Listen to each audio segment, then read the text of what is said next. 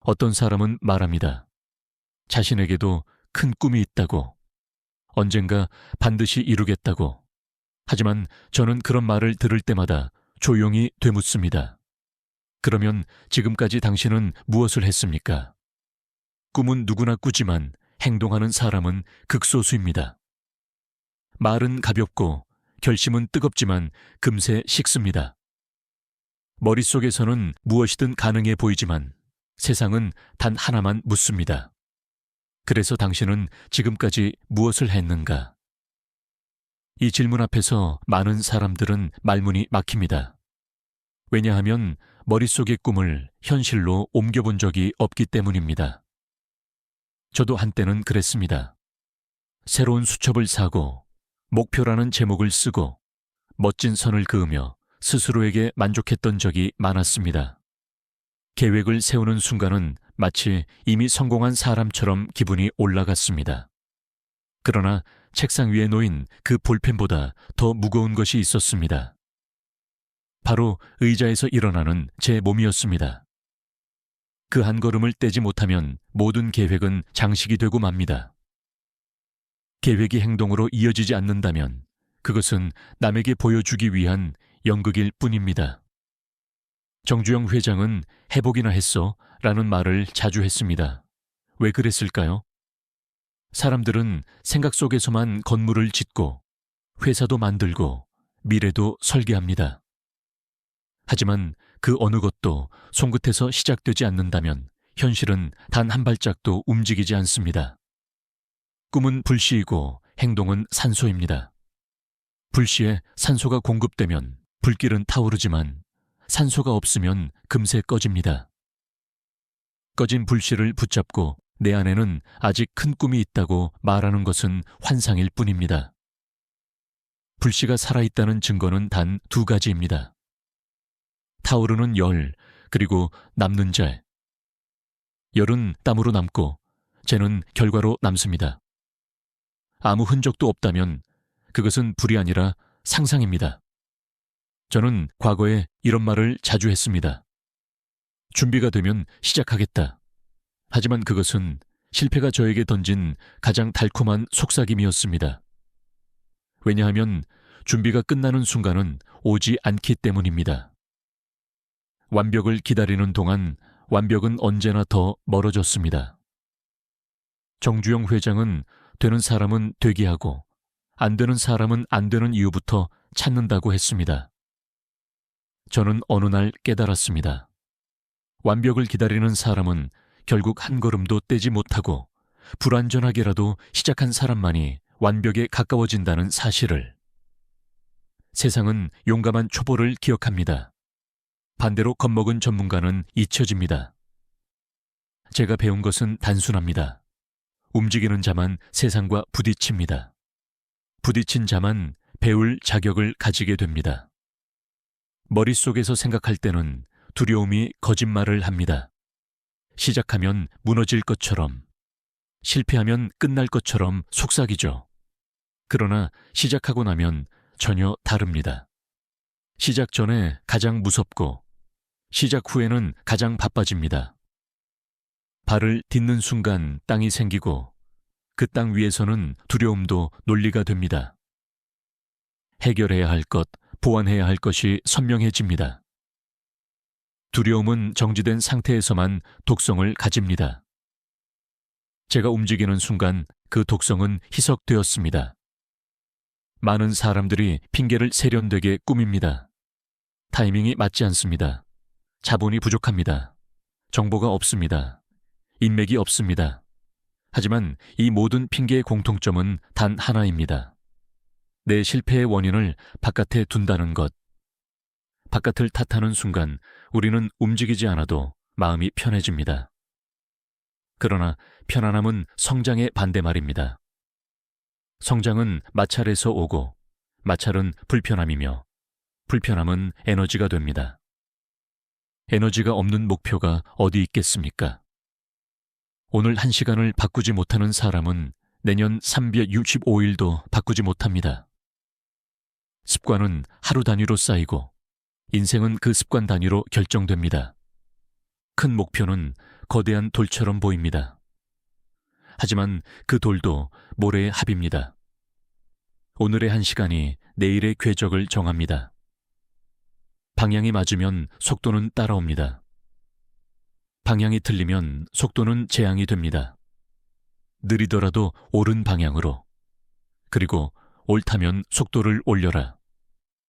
이것이 정주영식 성공 철학의 핵심입니다. 머릿속에서만 위대한 회사를 만들고 상상 속에서만 부자가 되는 사람들은 시장에서는 단지 관객일 뿐입니다. 시장은 시작한 사람만을 참가자로 인정합니다. 관객의 기분은 주가를 움직이지 않습니다. 관객의 조언은 현금 흐름을 만들지 못합니다. 현금 흐름은 오직 행동에서 나옵니다. 저는 고객을 만나고 전화를 걸고 견적을 내고 거절을 당하고 다시 제안했습니다. 그것이 현실이었습니다. 꿈은 이 과정을 견딜 때 비로소 이름을 얻습니다. 이름 없는 꿈은 환상입니다. 이름을 얻는 순간 그것은 일이 됩니다. 여기까지 듣고 있는 당신에게 저는 하나의 질문을 더 던지고 싶습니다. 지금 당신의 꿈은 불시입니까? 아니면 상상입니까? 불시라면 열이 있어야 합니다. 열은 땀에서 나오고 땀은 행동에서 나옵니다. 당신의 어제는 무엇을 남겼습니까? 그리고 오늘은 무엇을 남길 것입니까? 이 질문의 진짜 의미는 다음 이야기의 문을 여는 열쇠가 됩니다. 왜 우리는 계획을 세우고도 움직이지 못하는가? 왜 머릿속에서는 다 가능해 보이는데 몸은 단 한 걸음도 나아가지 못하는가? 그 비밀을 다음 부분에서 이야기하겠습니다. 많은 사람들이 이렇게 말합니다. 준비가 되면 시작하겠다고. 언젠가 여건이 갖춰지면 제대로 해보겠다고. 그러나 저는 그 문장을 들을 때마다 오래된 함정을 한눈에 알아봅니다. 준비라는 이름을 가진 달콤한 핑계. 제 인생에서 가장 저를 묶어두었던 말도 바로 이것이었습니다. 준비가 되면 하겠다. 언젠가가 오면 하겠다. 그런데 그 언젠가는 단 한 번도 오지 않았습니다. 사람은 이상하게도 준비라는 단어에 위안을 느낍니다. 행동하지 않으면서도 마치 앞으로 나아가고 있는 것처럼 스스로를 속일 수 있기 때문입니다. 계획을 짜고 자료를 모으고 노트에 선을 긋고 할 일 목록을 채우면 이상하게 마음이 편안해집니다. 마치 성공을 향해 큰 걸음을 내디딘 것처럼 스스로를 착각합니다. 그러나 책상 위에서 움직인 것은 펜일 뿐. 나 자신은 한 발짝도 움직이지 않았습니다. 제가 깨달은 것은 이것입니다. 준비란 끝나지 않는다. 준비가 끝날 것 같으면 또 다른 이유가 생기고 그 이유를 해결하면 또 다른 부족함이 나타납니다. 완벽한 조건을 기다리는 것은 지평선을 따라가는 것과 같습니다. 가까워지는 것 같지만 절대 도달할 수 없습니다.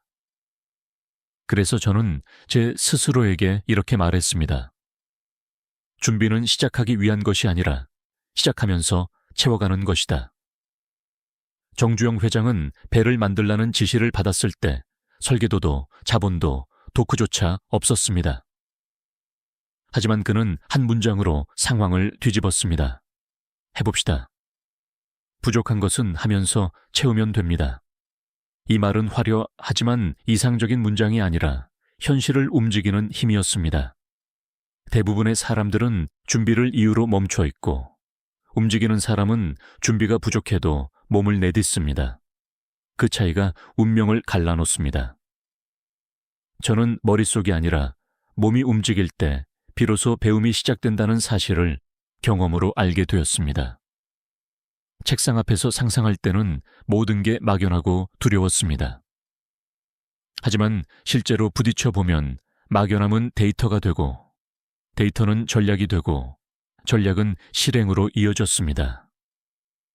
저는 이 과정을 반복하면서 준비가 아니라 행동이 저를 키운다는 사실을 깨달았습니다. 생각은 공짜이지만 실행에는 비용이 듭니다. 그리고 그 비용을 지불한 사람만 결과라는 보상을 받을 수 있습니다. 여기서 중요한 진실 하나. 준비를 핑계로 미루는 사람들은 흔히 말합니다. 타이밍이 아니다. 아직 배울 것이 많다. 자본이 부족하다. 네트워크가 없다. 하지만 이 모든 말의 본질은 한 가지입니다. 지금은 하기 싫다. 더 정확히 말하면 지금 움직이기 두렵다. 그래서 준비라는 단어 뒤에 몸을 숨깁니다. 그러나 제가 발견한 원리는 간단했습니다. 시작. 전의 불안은 행동으로만 사라진다. 준비와 분석은 두려움을 줄이지 못한다. 오직 작은 실행만 두려움의 속삭임을 잠재울 수 있다. 흐릿하고 거대해 보이던 문제도 직접 손대기 시작하면 갑자기 선명해지고 작아집니다. 마치 안개 속을 걷다가 한 걸음 내딛는 순간 시야가 조금씩 열리는 것처럼. 당신이 목표를 향해 움직이지 못하는 이유는 능력이 부족해서가 아닙니다. 정보가 적어서도 아닙니다. 대부분은 완벽하게 준비된 나만 움직일 수 있다고 착각하기 때문입니다. 하지만 세상은 완벽한 초보를 기다리지 않습니다. 불완전하게라도 움직이는 사람만을 참가자로 인정합니다. 이쯤에서 저는 한 가지 간단한 테스트를 제안하고 싶습니다. 이름하여 24시간 테스트. 당신이 세우는 어떤 계획이든 그 계획과 관련된 첫 번째 행동을 24시간 안에 반드시 실행하는 것입니다. 그것이 아주 작은 행동이어도 좋습니다. 한 통의 전화, 한 줄의 기록, 한 명에게 보내는 메시지. 24시간 안에 움직일 수 없다면 그 목표는 진심이 아닙니다. 저는 이 테스트를 스스로에게 적용하면서 어떤 사실을 배웠습니다. 행동하지 않는 목표는 결국 내게 필요하지 않은 목표였다. 여기서 잠시 멈춰 이야기를 전환해 보겠습니다. 삶에서 준비라는 단어를 반복하며 시간을 흘려보냈던 한 지인이 있었습니다. 그는 늘 말했습니다. 언젠가 제대로 시작할 거라고. 하지만 그 언젠가는 결국 그에게 찾아오지 않았습니다. 반대로 또 한 사람은 자료도 부족했고 경험도 없었지만 하루 안에 첫 시도를 했습니다. 그리고 1년 후 그는 전혀 다른 인생 위에 서 있었습니다. 이 둘 사이의 차이는 재능도 아니고 자본도 아니었습니다. 단지 안에 언젠가 대신 지금을 선택했을 뿐입니다. 이 간단한 전환이 방향을 바꾸고 속도를 바꾸고 결국 결과를 바꾸었습니다. 당신은 지금 어디에 서 있습니까? 준비 중입니까? 아니면 시작했습니까? 머릿속에서는 이미 완벽한 미래를 설계했지만 현실에서는 아직 한 걸음도 내딛지 않았습니까? 만약 그렇다면 당신이 믿고 있는 준비는 사실 회피일 가능성이 큽니다. 회피는 편안함을 가져오지만 그 편안함은 당신의 시간을 갉아먹습니다.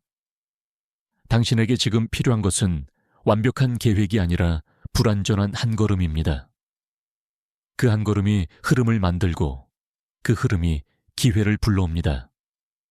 준비는 끝나지 않지만 시작은 언제든 가능합니다. 단지 발을 내딛기만 하면 됩니다. 그리고 이제 우리는 다음 이야기를 해야 합니다. 왜 사람들은 움직이지 못하는가? 그 핵심에는 거대한 세 가지 적이 숨어 있습니다. 두려움, 완벽주의, 그리고 핑계. 이 세 가지는 눈에 보이지 않지만 우리의 속도를 잡아끌고 출발을 막고 방향을 흐립니다. 다음 부분에서는 이 세 적의 정체를 하나씩 벗겨내겠습니다. 왜 그것들이 우리를 붙잡아 두는지, 그리고 어떻게 무력화할 수 있는지. 이제부터가 진짜 본론입니다. 사람을 멈추게 하는 가장 첫 번째 적은 두려움입니다. 누구나 머릿속에서는 위대한 목표를 세우고 언젠가 반드시 이루겠다고 말합니다. 그러나 막상 행동하려고 하면 보이지 않는 벽이 앞을 가로막습니다. 그 벽의 이름이 바로 두려움입니다. 저는 오랫동안 이 두려움이 현실의 문제라고 생각했습니다. 자본이 부족해서 두렵고 실패가 두렵고 사람들의 시선이 두려운 것이라고 믿었습니다. 그러나 시간이 지나고 경험이 쌓일수록 저는 이 진실을 깨달았습니다. 두려움은 90%가 허상이고 나머지 10%만이 현실입니다. 이 말은 단순한 위로가 아닙니다. 제 경험에서 나온 결론입니다. 사업을 처음 시작하려 할 때 저는 수십 가지의 실패 시나리오를 떠올렸습니다. 자금이 바닥나면 어떻게 할까? 첫 고객을 못 찾으면 어떻게 할까? 모두에게 비웃음을 당하면 어떻게 할까? 다시 일어설 수 없으면 어떻게 할까?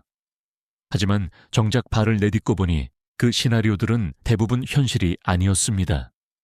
두려움 속에서 떠오른 문제의 90%는 실제로 일어나지 않았고 나머지 10%는 움직이면서 해결할 수 있는 문제였습니다.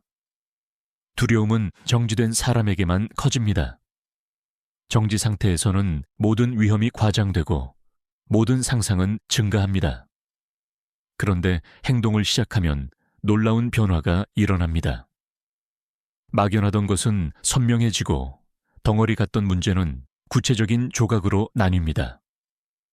마치 어두운 방에 서 있을 때는 모든 형체가 괴물처럼 보이지만 손전등을 켜는 순간 단지 책 더미나 의자라는 사실이 드러나는 것과 같습니다. 괴물은 허상이었고 실제로 처리해야 할 것은 먼지일 뿐이었습니다. 두려움의 독성은 어둠 속에서만 힘을 가집니다. 빛이 켜지는 순간 두려움은 더 이상 괴물이 아니라 청소할 대상이 됩니다. 정주영 회장 역시 어둠 속의 괴물을 두려워하지 않았습니다. 그는 늘 해보기나 했어 라고 요구했습니다. 왜 그랬을까요? 해보기 전에는 모든 것이 어렵고 위험해 보입니다. 그러나 해보는 순간 문제는 현실의 크기로 줄어듭니다. 머릿속에서는 산처럼 보였던 것도 실제로 마주하면 언덕 정도에 불과합니다. 움직임은 두려움의 크기를 현실의 크기로 환원시키는 유일한 방법입니다. 어떤 사람들은 말합니다. 두려움을 완전히 없애고 시작하고 싶다고. 하지만 저는 단호하게 말합니다. 두려움은 사라지지 않습니다. 다만 움직이는 순간 힘을 잃습니다. 우리는 두려움을 없애기 위해 기다려서는 안 됩니다. 두려움이 우리를 이기기 전에 먼저 움직여야 합니다. 여기서 중요한 것은 두려움은 사실이 아니라 예측이라는 점입니다. 아직 일어나지 않은 일을 미리 재앙처럼 상상하는 것, 그 상상이 우리의 발목을 잡는 것입니다. 그러나 행동은 예측을 현실로 바꿔줍니다. 예측은 무한히 늘어나지만 현실은 언제나 하나입니다. 예측은 머리 안에 수백 가지 가능성이고 현실은 눈앞에 단 한 가지 문제입니다. 행동은 이 수백 가지 가능성을 지워버리고 단 하나의 문제를 드러냅니다. 그 문제는 대개 해결 가능합니다. 저는 이런 질문을 스스로에게 던진 적이 있습니다. 내가 지금 두려워하는 것이 사실인가? 아니면 상상인가? 대부분의 답은 상상이었습니다. 진짜 두려워해야 할 것은 실패가 아니라 움직이지 않아서 아무것도 남지 않는 내일이었습니다. 땀 한 방울 없는 하루가 가장 위험한 하루라는 것을 깨닫는 순간 저는 두려움을 대하는 태도가 완전히 달라졌습니다. 이쯤에서 우리는 또 하나의 사실을 마주하게 됩니다. 두려움은 성장을 방해하는 것처럼 보이지만 역설적으로 성장의 방향을 가리켜줍니다. 두려움이 느껴지는 바로 그 지점이 우리가 가야 할 길이라는 뜻입니다. 왜냐하면 두려움은 아직 익숙하지 않은 영역에 발을 디디려 할 때만 나타나기 때문입니다. 익숙한 곳에서는 두려움이 없습니다. 두려움이 느껴진다면 당신은 이미 경계선을 넘어가고 있는 것입니다. 저는 이런 말을 자주 합니다. 두려움은 움직이지 않는 사람에게만 권력을 갖는다. 이 말은 제 삶의 경험에서 나왔습니다. 정지된 자는 두려움에게 붙잡히지만 움직이는 자는 두려움 위를 지나갑니다. 두려움은 우리가 서 있을 때는 벽이지만 움직이기 시작하면 문이 됩니다. 문제는 두려움을 피해 도는 사람이냐, 두려움 속으로 걸어 들어가는 사람이냐의 차이에 불과합니다. 당신이 지금 겪는 두려움은 당신이 실패할 것이라는 징조가 아닙니다. 오히려 당신이 성장할 길 앞에 서 있다는 신호입니다. 두려움은 진행 방향을 가리키는 표지판입니다. 그리고 행동은 그 표지판을 지나가는 발걸음입니다. 여기서 저는 한 가지 간단한 원칙을 소개하고 싶습니다. 두려움을 느끼면 반드시 24시간 안에 작은 행동 하나를 시작하라. 이 규칙은 두려움을 무너뜨리는 가장 현실적이고 효과적인 방법입니다. 두려움은 기다릴수록 강해지고 행동은 빨라질수록 두려움을 약하게 만듭니다. 두려움이 당신의 속삭임을 키우기 전에 당신이 먼저 몸으로 대답해야 합니다. 그리고 이제 우리는 두 번째 적과 마주할 시간입니다.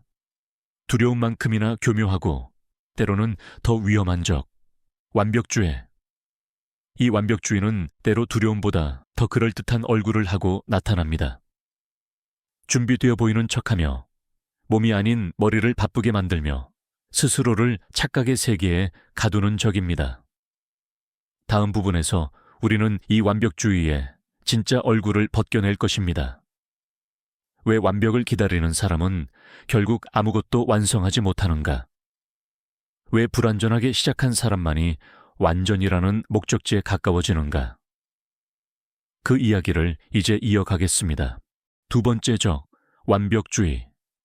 이 적은 겉으로 볼 때 가장 단정하고 가장 논리적이며 가장 그럴듯한 얼굴을 하고 다가옵니다. 그래서 사람들은 두려움보다 완벽주의에 더 쉽게 속습니다. 완벽주의는 우리의 마음을 자극하며 이렇게 말합니다. 지금은 때가 아니다. 자료가 부족하다. 상황이 조금 더 나아지면 시작하자. 준비를 더 해야 한다. 얼핏 들으면 모두 합리적인 말처럼 보입니다. 그러나 저는 제 삶의 수많은 경험 속에서 이 말들의 정체를 알게 되었습니다. 이 말들은 실행을 미루는 또 다른 핑계일 뿐이라는 것. 완벽주의는 행동을 가로막는 가장 예의 바른 거짓말입니다. 완벽을 기다리는 사람은 출발선에서 가장 오래 머무는 사람입니다. 그는 언제나 준비 상태에 있지만 한 번도 경기장에 들어가지 못합니다. 반면 불완전한 상태에서도 한 걸음을 내딛는 사람은 경기 중에 있습니다. 그는 뛰면서 배웁니다.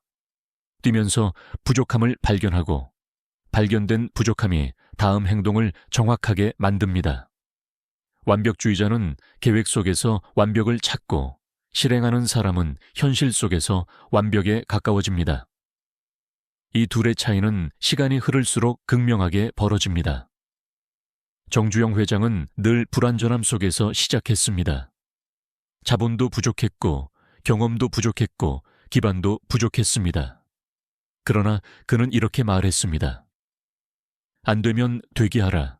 이 말은 단순한 근성의 말이 아니라 완벽주의의 껍질을 깨뜨리는 철학이었습니다. 완벽하게 갖추어진 조건은 존재하지 않고 완벽한 시작은 없으며 완벽한 타이밍은 오지 않는다는 뜻이었습니다. 그는 준비하는 사람보다 움직이는 사람을 우선시했고 부족함을 인정하면서 그 부족함을 행동으로 채워나갔습니다. 이 철학이 현대를 만들었습니다. 저도 한때는 완벽주의의 함정에 빠져 있었습니다. 계획이 조금만 미흡해도, 자료가 조금만 부족해도, 조건이 조금만 흔들려도 시작하지 않았습니다. 그런데 이상하게도 준비를 하면 할수록 더 많은 부족함이 눈에 들어왔습니다. 준비는 끝이 없었고 결심은 점점 흐려졌습니다. 그때 깨달았습니다. 완벽주의는 부족함을 해결하는 것이 아니라 부족함을 핑계로 행동을 미루게 하는 장치였다는 것. 완벽을 기다리면 기다릴수록 마음은 지치고 실행은 늦어지고 결국 목표는 멀어집니다. 완벽주의가 위험한 이유는 한 가지 더 있습니다. 완벽주의자는 준비가 끝난 내가 움직일 수 있다고 믿습니다. 그러나 준비는 현실을 바꾸지 못합니다. 계획은 책상 위에서만 존재합니다. 세상을 바꾸는 것은 발바닥의 움직임과 손끝의 노동입니다. 완벽주의자는 생각은 많지만 결과가 없습니다. 완벽을 기다리는 동안 그는 아무 흔적도 남기지 못합니다. 반면 불완전하게라도 시작한 사람은 매일 흔적을 남깁니다. 그 흔적이 쌓여 결국 실력이 되고 실력이 쌓여 결국 성과가 됩니다. 저는 이런 질문을 제 자신에게 던졌습니다. 지금 내가 기다리는 것은 정말 완벽을 위한 준비인가? 아니면 행동을 미루기 위한 자기 합리화인가? 대부분은 후자였습니다. 그 순간 저는 완벽주의를 깨뜨리는 방법을 찾았습니다. 그것은 계획을 완성하려는 대신 행동을 통해 계획을 완성시키는 것이었습니다. 시작이 미완성이어도 자료가 부족해도 방향이 조금 흔들려도 상관없었습니다. 행동은 부족함을 드러내지만 동시에 부족함을 채울 기회를 제공합니다. 완벽주의는 출발을 막지만 행동은 해결책을 불러옵니다. 여기서 하나의 작은 예를 들어보겠습니다.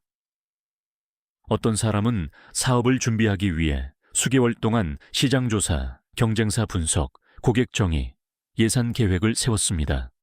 그는 말했습니다. 조금만 더 준비하면 완벽해질 것 같다고. 그러나 그 조금이 끝나기 전에 시장은 이미 바뀌었고 경쟁사는 한 단계 더 나아가 있었습니다. 반대로 또 다른 사람은 자료가 50%만 있어도 바로 행동했습니다. 그는 실제 고객을 만나고 실제 반응을 듣고 실제 데이터를 얻었습니다. 불완전하게 시작했지만 현실의 데이터를 바탕으로 한 번씩 수정해 나갔습니다.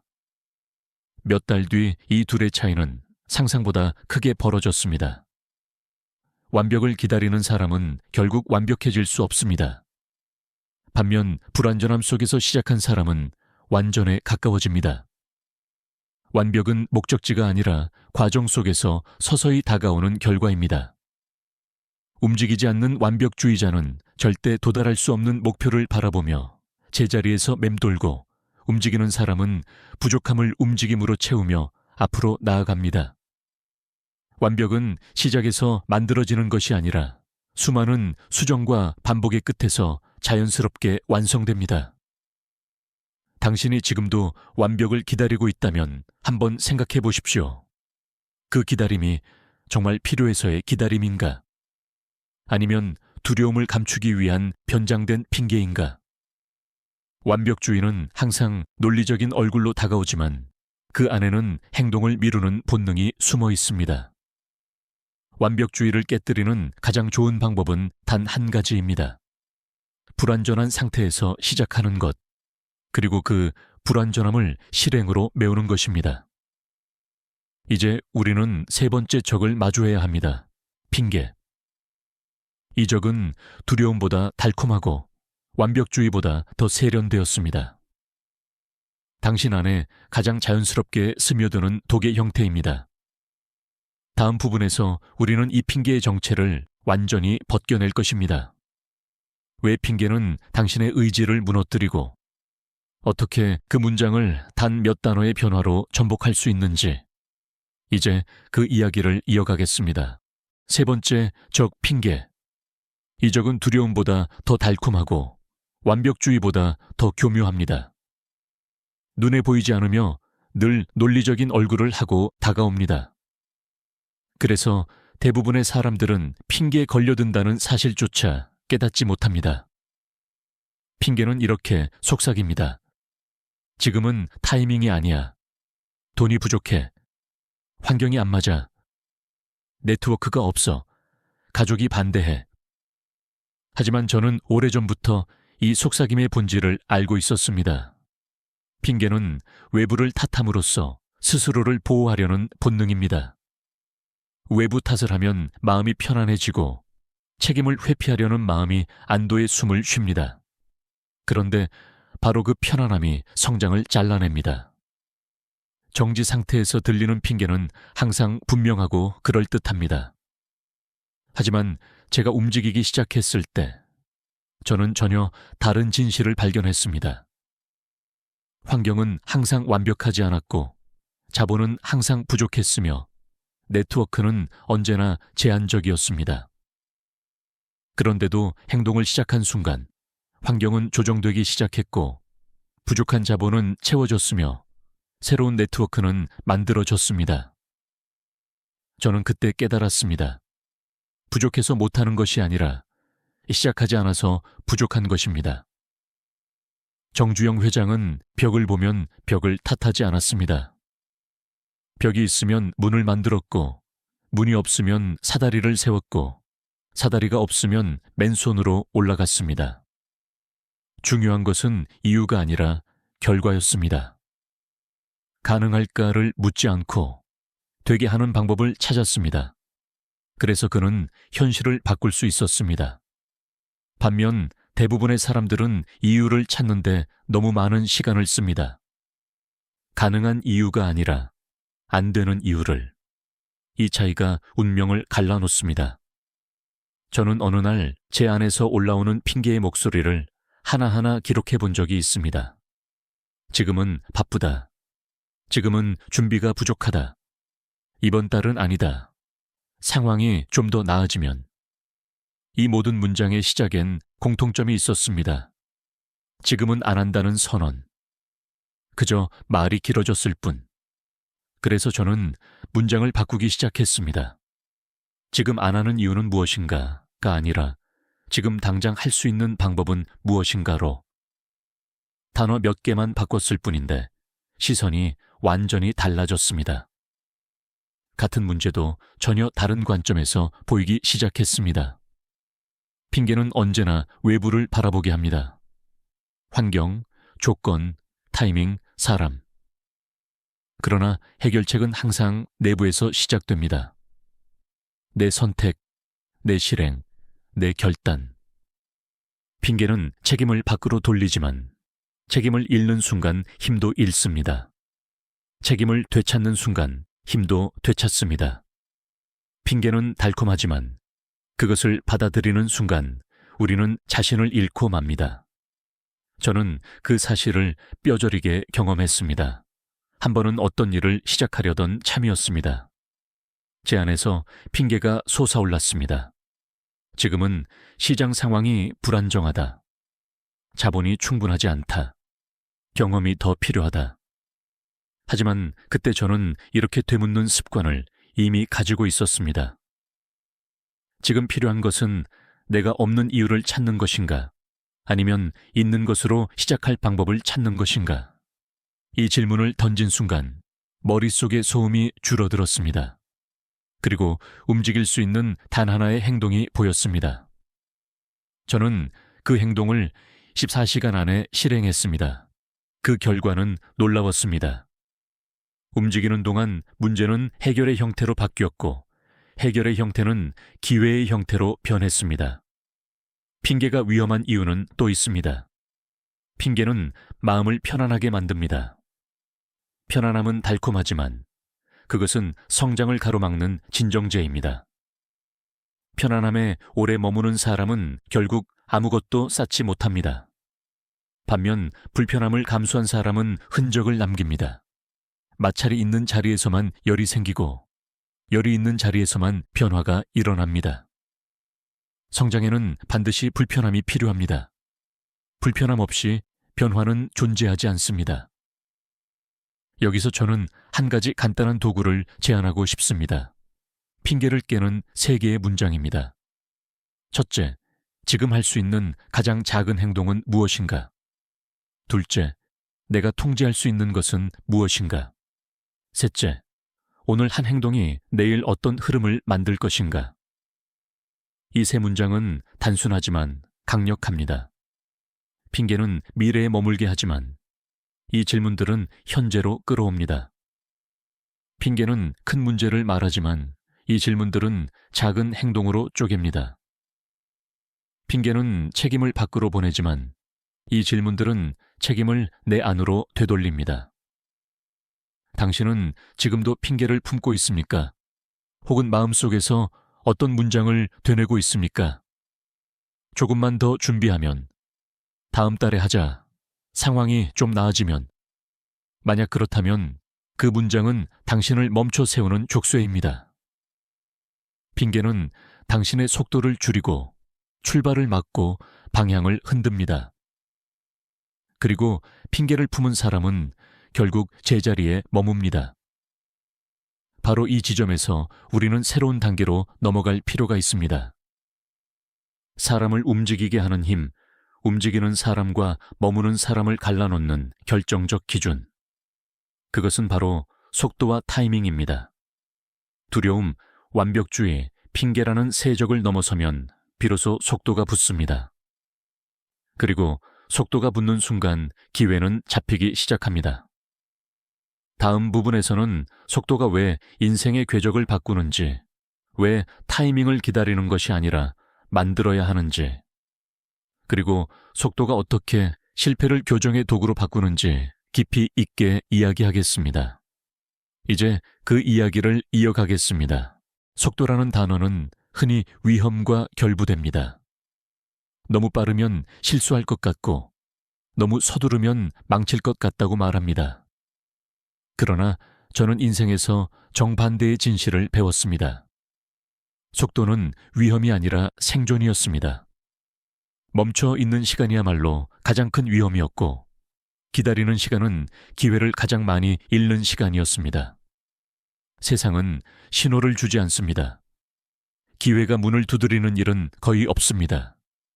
오히려 먼저 움직이는 사람이 기회의 문을 두드립니다. 그리고 그 소리에 세상이 반응합니다. 제가 어느 순간 발견한 중요한 원칙이 있습니다. 속도는 완벽보다 강하다. 완벽을 기다리는 동안 세상은 이미 두세 걸음 앞서 나가 있습니다. 반면 불완전한 상태에서도 속도를 올리면 세상은 그 속도를 변수로 받아들이기 시작합니다. 이미 움직이고 있는 사람을 세상은 무시하지 못합니다. 왜냐하면 움직임은 데이터를 만들고, 데이터는 수정의 근거가 되고, 수정은 결과를 탄생시키기 때문입니다. 저는 한 가지 규칙을 세웠습니다. 결정을 24시간 안에 내린다. 기회는 48시간 안에 시도한다. 실행은 72시간 안에 첫 흔적을 남긴다. 이 규칙은 단순해 보이지만 제 인생의 흐름을 완전히 바꾸었습니다. 이 규칙을 지키기 시작한 순간 고민의 시간이 줄어들고 실행의 시간이 늘어났습니다. 머릿속에서만 움직이던 생각들이 현실 속에서 형태를 갖기 시작했습니다. 작은 행동 하나가 다음 행동을 불러왔고, 그 다음 행동이 또 다른 기회를 열어주었습니다. 많은 사람들은 이렇게 말합니다. 서두르면 망신을 당할까 두렵다고. 그러나 저는 경험으로 알게 되었습니다. 서두르다 망하면 다시 시작하면 됩니다. 하지만 미루다가 망하면 기회가 사라집니다. 서두르면 고칠 수 있고, 미루면 돌이킬 수 없습니다. 이것이 속도를 선택해야 하는 가장 본질적인 이유입니다. 속도는 실패를 사건이 아니라 과정으로 바꿉니다. 움직이는 사람에게 실패는 멈춤이 아니라 교정입니다. 교정은 다시 속도를 밀어올리는 발판이 됩니다. 정주영 회장은 언제나 빠르게 결정했습니다. 결정을 빠르게 하려면 경험이 많아야 하는 것 아니냐고 묻는 사람들이 있습니다. 그러나 그의 철학은 달랐습니다. 경험이 많아서 결정을 빨리 한 것이 아니라 결정을 빨리 했기 때문에 경험이 쌓였던 것입니다. 많은 사람들은 경험이 부족해서 결정을 못하는 것이 아니라 결정을 못하기 때문에 경험이 부족한 채 남습니다. 속도는 경험을 빠르게 축적하게 하는 가장 빠른 길입니다. 속도는 실패에 대한 인식을 뒤바꿉니다. 머릿속에서 상상만 할 때는 실패가 무너짐처럼 보입니다. 하지만 실제로 몸을 내던지고 움직이면 실패는 하나의 체크 항목이 됩니다. 첫 번째 시도는 어색하고, 두 번째 시도는 조금 덜 어색하며 세 번째 시도는 자연스러워지고 네 번째 시도에서야 비로소 명확한 그림이 보입니다. 대부분의 실패는 이 네 번째 시도 이전에서 일어납니다. 많은 사람들이 첫 번째, 두 번째에서 멈추는 이유는 속도가 없기 때문입니다. 속도가 없으면 시도의 수가 적어지고 시도가 적어지면 성공은 끝없이 멀어집니다. 속도가 붙기 시작하면 타이밍은 자연스럽게 따라옵니다. 타이밍을 기다리는 사람은 언제나 늦습니다. 타이밍은 오는 것이 아니라 만들어지는 것입니다. 내가 움직인 날이 곧 가장 좋은 날이 됩니다. 시장이 불안정해도 여건이 좋지 않아도 경쟁자가 강해도 먼저 움직이는 사람이 결국 변수가 됩니다. 세상은 움직이는 사람을 중심으로 변하기 시작합니다. 반대로 멈춰 있는 사람은 세상의 변화에 끌려다닙니다. 속도를 갖춘 사람은 변화를 앞에서 잡고 속도가 없는 사람은 변화의 뒤에서 밀립니다. 제가 기억하는 한 사례가 있습니다. 한 지인은 항상 타이밍을 이야기했습니다. 지금은 시장이 어렵다. 지금은 계절이 맞지 않는다. 지금은 사람들이 지갑을 열지 않는다. 그러나 그는 이 타이밍이라는 말을 5해 동안 반복했습니다. 반면 또 다른 사람은 시장이 불안할 때 들어갔습니다. 그는 그 불안정함을 기회의 공간으로 바꾸었고 경쟁자가 방심한 틈에 자리를 잡았습니다. 타이밍은 기다려서 얻는 것이 아니라 속도를 통해 창조되는 것입니다. 여기서 한 가지 중요한 사실을 기억해야 합니다. 속도는 무조건 빨리 움직이라는 뜻이 아닙니다. 방향이 맞을 때 속도는 힘이 됩니다. 방향이 틀리면 속도는 재앙입니다. 그러나 방향을 잡는 것도 결국 움직이면서만 가능합니다. 방향은 생각 속에서 잡히지 않습니다. 방향은 실행 속에서 보입니다. 움직일 때만, 데이터를 통해서만, 사람을 만나면서만, 현실을 경험하면서만 방향이 선명해집니다. 속도는 곧 생존의 무기입니다. 시장은 빠르게 변하고 경쟁자는 쉬지 않습니다. 멈추는 순간 우리는 밀립니다. 반면 속도를 유지하는 사람은 기회를 먼저 잡고 변화를 먼저 이해하고 실패를 먼저 경험하며 성공을 먼저 향해 갑니다. 속도는 단순히 빨리 움직이려는 태도가 아니라 변화를 앞에서 잡겠다는 의지입니다. 이제 우리는 다음 단계로 넘어가야 합니다. 속도는 성공의 필수적인 조건이지만 그것만으로는 충분하지 않습니다. 속도는 실패를 만들어내고 실패는 교정의 단계로 이어집니다. 실패를 두려워하지 않기 위해서는 실패를 자산으로 바꾸는 능력이 필요합니다. 다음 부분에서는 실패를 어떻게 데이터로 만들고 그 데이터를 어떻게 전략으로 바꾸며 그 전략을 어떻게 다시 행동으로 연결하는지 이야기하겠습니다. 실패는 넘어짐이 아니라 다음 발걸음의 방향을 가리키는 지도입니다. 그 이야기를 이제 이어가겠습니다. 속도가 붙으면 실패는 반드시 찾아옵니다. 실패 없는 속도는 없습니다. 그러나 여기서 중요한 것은 실패가 왔느냐가 아니라 그 실패를 어떻게 다루느냐입니다. 대부분의 사람들은 실패를 두려워합니다. 실패를 두려워하는 이유는 실패가 멈춤이라고 믿기 때문입니다. 그러나 저는 오래전부터 전혀 다른 진실을 배웠습니다. 실패는 멈춤이 아니라 데이터입니다. 실패는 패배가 아니라 조정입니다. 실패는 끝이 아니라 방향을 바로잡는 나침반입니다. 제가 처음 사업을 시작했을 때 저는 수도 없이 거절당했습니다. 견적을 내면 거절, 제안을 하면 거절, 고객을 만나도 또 거절. 그때마다 흔들렸습니다. 하지만 시간이 지날수록 한 가지 사실이 선명해졌습니다. 거절 속에는 반드시 힌트가 들어있다는 것. 어떤 고객은 가격을 이유로, 어떤 고객은 서비스의 구체성이 부족하다는 이유로, 어떤 고객은 타이밍이 맞지 않다는 이유로 거절했습니다. 이 모든 거절은 데이터였습니다. 그 데이터를 기반으로 저는 가격 정책을 수정하고 설명 방식을 바꾸고 제안서의 흐름을 정리하며 타이밍을 조정했습니다. 실패는 교정이 되었고 교정은 성장을 이끌었습니다. 정주영 회장 역시 실패를 두려워하지 않았습니다. 그는 실패를 결과로 보지 않고 자료로 보았습니다. 실패할 때마다 원인을 분석했고 원인이 선명해지면 실행을 바로 수정했습니다. 이 과정이 반복되자 전략은 날카로워졌고 실행은 깊어졌습니다. 그의 성공은 거대한 결심에서 나온 것이 아니라 수천 번의 수정에서 나왔습니다.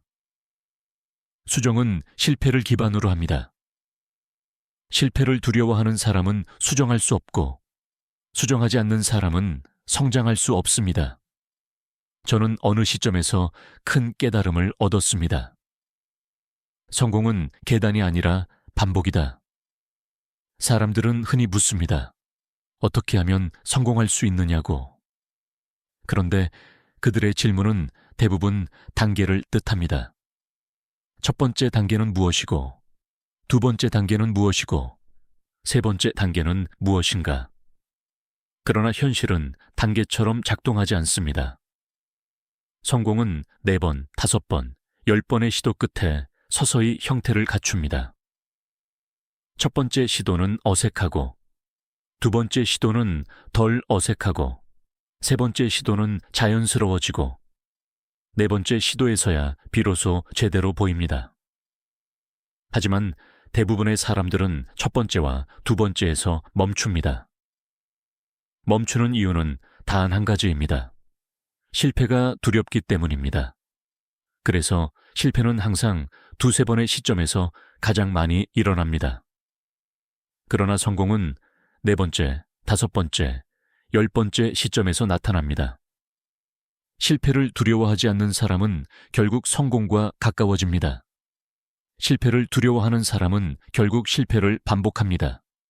왜냐하면 시도를 멈추는 순간 실패는 그대로 결과가 되기 때문입니다. 반대로 계속 움직이는 사람에게 실패는 과정이 됩니다. 과정에서의 실패는 자산입니다. 과정에서의 실패는 방향을 수정하고 속도를 조절하며 전략을 명확하게 합니다. 그래서 실패를 경험한 사람일수록 더 강해집니다. 여기서 한 가지 중요한 원칙을 제시하고 싶습니다. 실패를 경험할 때마다 반드시 답해야 할 3가지 질문. 첫째, 이번 실패에서 무엇이 드러났는가? 둘째, 그 드러난 점을 어떻게 수정할 것인가? 셋째, 그 수정을 오늘 안에 실행할 수 있는 가장 작은 행동은 무엇인가? 이 3 질문은 실패를 자산으로 전환하는 도구입니다. 실패는 사건이지만 이 질문을 적용하는 순간 실패는 정보가 됩니다. 정보는 전략이 되고 전략은 행동이 됩니다. 행동은 다시 실패를 낳을 수 있지만 그 실패는 또 다른 정보를 제공합니다. 이 순환이 반복될수록 전략은 점점 정교해지고 결과는 점점 선명해집니다. 저는 실패를 두려워하지 않는 사람만이 성장할 자격이 있다고 믿습니다. 정지 상태에서의 실패는 무너짐이지만 실행 속에서의 실패는 배움입니다. 배움은 다시 실행으로 연결되고 반복되는 실행은 결국 실력이 됩니다. 실력은 결과로 이어집니다. 이 구조를 이해한 사람은 실패를 피하려 하지 않습니다.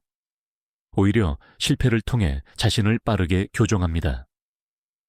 삶에서 가장 위험한 사람은 실패 없는 사람입니다.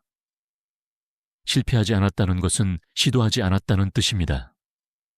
시도하지 않았다는 것은 데이터가 없다는 뜻이고, 데이터가 없다는 것은 성장의 기반이 없다는 뜻입니다. 실패는 과정의 일부이고, 과정은 성공의 토대입니다. 실패를 자산화하지 못하는 사람은 성공을 경험할 수 없습니다. 이제 우리는 마지막 단계에 다가왔습니다. 두려움을 무너뜨리고 완벽주의를 부수고 핑계를 제거하고 속도를 올리고 실패를 데이터로 만든 사람에게 마지막으로 필요한 것은 단 하나입니다. 매일의 습관, 하루 단위의 작은 반복, 그 반복이 결국 인생을 바꾸는 힘이 됩니다. 다음 부분에서는 하루의 규칙이 어떻게 인생을 뒤바꾸는지, 왜 작은 반복이 흔적을 만들고 그 흔적이 결국 불을 만든다는 사실을 깊이 있게 이야기하겠습니다.